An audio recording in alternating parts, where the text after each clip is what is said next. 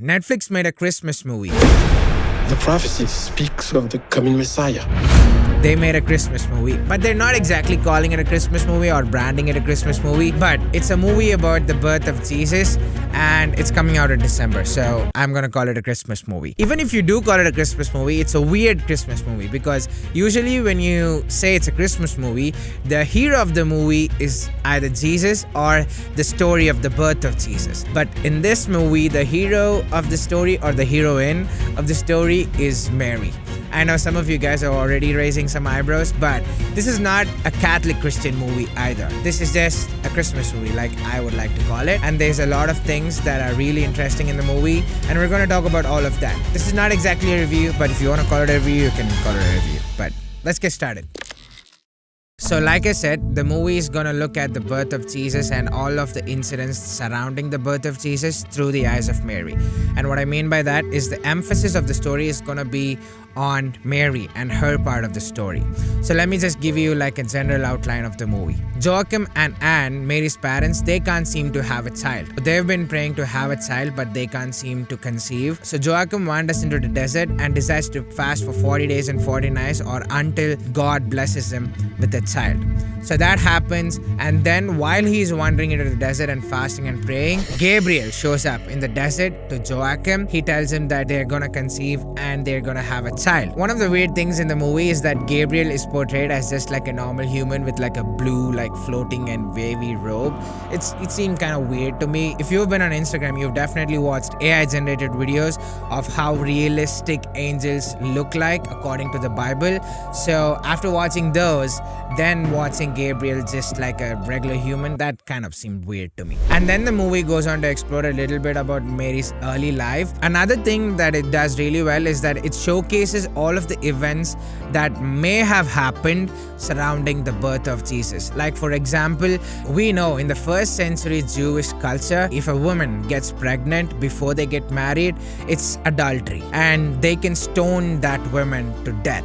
So Mary conceiving before she gets married while she's betrothed to Joseph will be a big deal. And if people find out and if everybody gets to know about it, they're definitely going to try and kill her. They're definitely going to try and stone her. And there's a lot of other things that also may have happened. And this movie does a really good job of like showcasing all of that to an extent.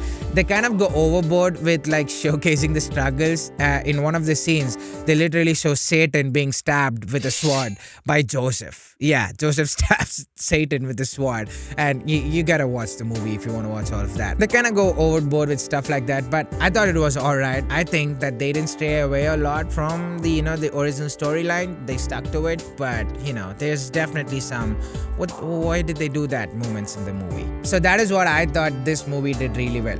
And there are a couple of things that I thought this movie kind of screwed up, or like you may call it like the cons of this movie. One of the things that kind of bothered me, the movie had an overarching emphasis of like the girl boss idea. If you've been watching Hollywood movies, they've been going crazy. Even Marvel. I know you guys, some of you guys who watch Marvel stuff, do you guys remember She-Hulk? Hello. Yeah, I don't think you want to remember that, and most of us want to forget it. Initially, when I saw the movie, I didn't notice it, but then I started watching reviews of the movie, and then I started putting the dots together, and then it was like, yeah, obviously, like it's Netflix, it's Hollywood, like what else do you expect? And another thing that really made me uncomfortable is that they draw a lot of parallels between the story of Jesus and Mary. In the Gospels, there's a lot of things that happens particularly to Jesus. Jesus fulfills a lot of prophecies about the coming of the Messiah because he's the Messiah, like obviously. And in the movie, they kind of show like the coming of Mary, the birth of Mary was also prophesied. People were also expecting for the birth of Mary, which felt weird to me because it's not in the Bible. And another weird thing that really threw me off is that Mary is being tempted by Satan in the movie. Like there's a scene where Mary is in the temple and Satan shows up in the temple and starts tempting Mary, and then Gabriel shows up and Gabriel rebukes Satan and Satan leaves Mary alone. There's a lot of instances in the movie where they try to draw a parallel between Mary and Jesus, and that felt really uncomfortable to me. There's a lot of extra biblical stuff in this movie. If you are an hardcore fundamental Christian, if you don't like anything that is extra biblical or anything that kind of looks like it's straying away from the Bible, Bible, which you should be concerned about if you're a serious Christian. If watching stuff like that or looking at stuff like that makes you uncomfortable, this movie is gonna make you really uncomfortable. But if you are someone like me who knows what's in the Bible and what's not in the Bible and can enjoy a good movie, I think you'll absolutely enjoy this movie. Especially because the writing, I think, was really well written and it's really well produced and it's shot amazingly. Like, it looks awesome, it looks beautiful. The CGI, the VFX, all of that looks realistic. And I'm happy to see like Christian movies that are really well produced come out, because earlier when you say Christian movie, when I used to watch Christian movies when I was like really young, they were like borderline unwatchable. You know what I mean? They're like overtly cheesy and like you just can't watch it.